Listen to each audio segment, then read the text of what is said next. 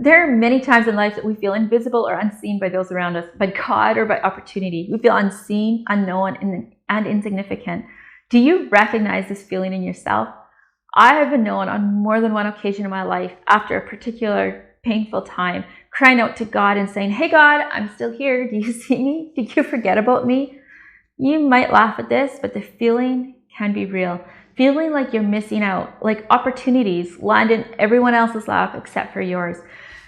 You might feel scared at the opportunities that come, scared to be seen, yet feel so unseen all at the same time. It might be feeling unseen and passed by at work, in your job, or in your relationships, feeling insignificant in friendships, relationships, just feeling invisible. What creates the feeling of unseen will be different for each individual. But why do you feel unseen in your life? Where do you feel unseen, and what emotions does it bring up for you? Oftentimes, when we feel unseen, if we did an honest check-in with ourselves, we would likely be reminded of a young child, yourself, feeling alone, insignificant and unlovable and unimportant, like you don't matter. I can go back to a very young version of myself where I felt so unloved and insignificant, unseen by my parents and those around me. Looking back as an adult, I know that my parents loved me to the best of their ability, yet they were busy. I was the second oldest of 7 children raised on a farm. Life was busy. As I got older, my subconscious looked to confirm the belief that I was unseen and insignificant. When I say unseen, I mean physically and emotionally both. I know that one of the deepest pains can be to feel like no one truly knows your heart. What excites you, what makes you sad, and what makes you unique, the unique human that you are. We all want to be seen. We all desire and long to be known by others. It's how we are created to be. It's a basic human need that we have. You also have a story from your childhood. You might say, "Wow, I wish my story was having siblings, parents, and a farm to grow up on." I'm sorry for the pain that your story has caused you, and for the lack of love and care, for all the moments that you felt unseen and unknown, for the pain in your story. My hope is that you can begin to see yourself and come to know the significant person that you are. I like how Terry Britt says, to feel seen by others, you must see yourself first. How do you see yourself? Do you see your value, your worth, and what you have to offer to the world by just showing up and being you? What if for a moment you pictured that little girl or boy when you were 2 or 3, maybe 5, 10? What made her special back then? What makes her unique? What did you long to hear as a child but that you did not get to hear? I longed to hear the words of affirmation, words that told me I was beautiful, that I was special and gifted, that I was lovable just the way I was without having to work for love and acceptance. I grew up believing that I was ugly and homely, that I was just an ordinary nothing. I believed that love and acceptance were conditional on my performance and that I needed to work hard to get it.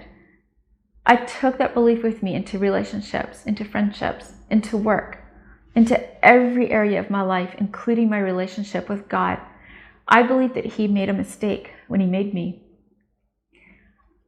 When I pictured, though, that very young toddler, innocent with wide-eyed wonder, growing up with her bubbly laugh, something began to shift inside of me here.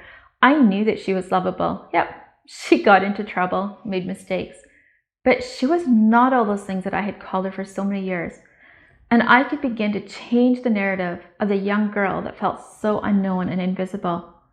What did you long to hear as a child? What belief blocks you from seeing yourself today as the amazing woman that you are?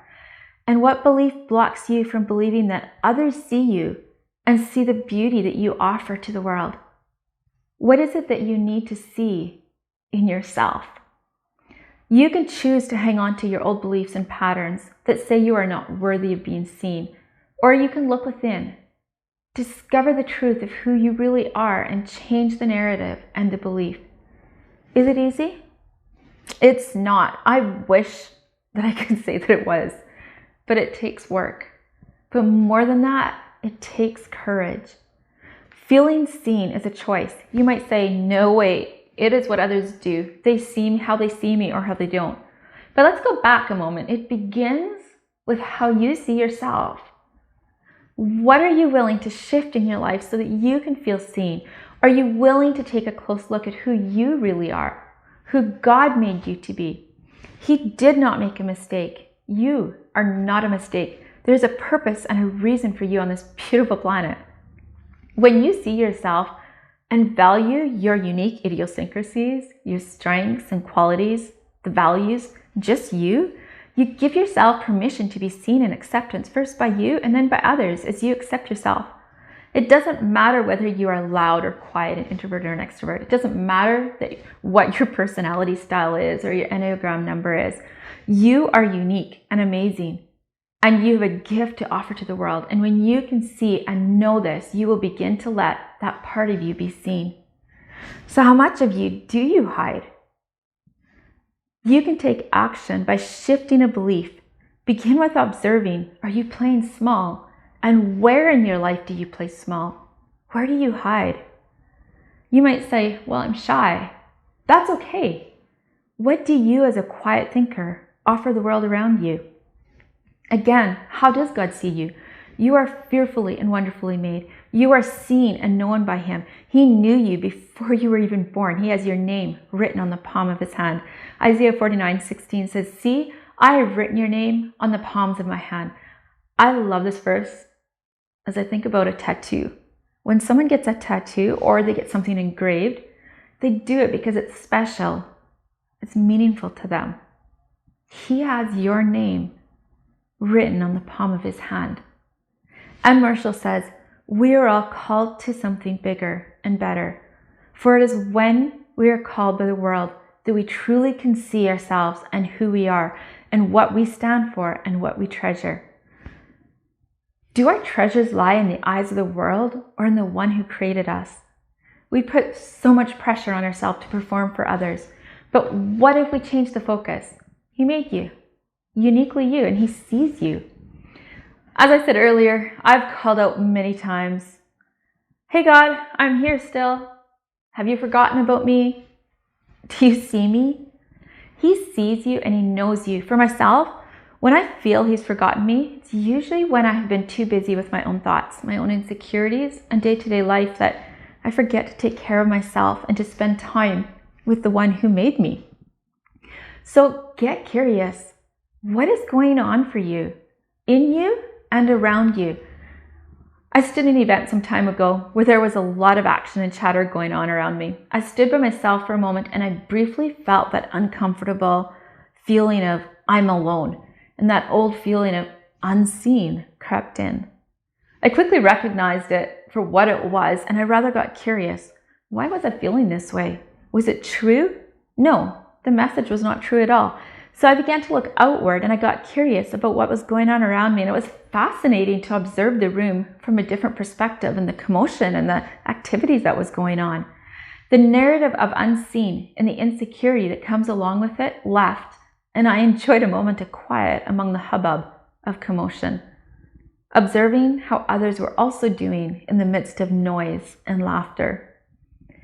So get to know yourself first. See yourself, the amazing human that you are and the gifts that you offer to the world. Get curious about you and about those around you. What is the narrative you are believing, and how can you change that narrative? Focus outward instead of on the insecurities that like to babble away inside of you. Let the energy of insecurity and anxious thinking be turned to curiosity. Make others feel important by showing an interest in them. Listen and encourage by just being you. You can change someone else's life and give them permission to get curious. Get comfortable with you. Know that you have something to offer the world. You are beautiful and unique just the way that you are. And as you accept and know this truth, you will see yourself more clearly and feel seen and known by those around you. If you're saying to yourself, I want to get to this place of feeling seen, I want to let go of that old narrative that I've been telling myself and have a different story, one of knowing who I am, feeling seen and known, click on the link below to learn more about a mentorship program that I offer to help individuals get off that spinning wheel of feeling unseen and and insignificant, and to begin living the life with freedom to just be yourself. I too have felt unseen and unknown for so long. Many years I struggled with that. And many of the tools in the mentorship program are ones that I've used over the years on my own journey. So click below where there will be an opportunity to schedule a free one-on-one discovery consultation where we'll discuss how this mentorship program works, what your roadblocks might be, what your strengths are, and if this program is a good fit for you. And if it is, I will personally guide you through the program to help you get the results that you want, to feel seen by yourself and by others. So click the link down below, click subscribe for more videos like this one, and say hello in the comments below. If you're new here, introduce yourself. I like to hear from you. I look forward to seeing you on the inside.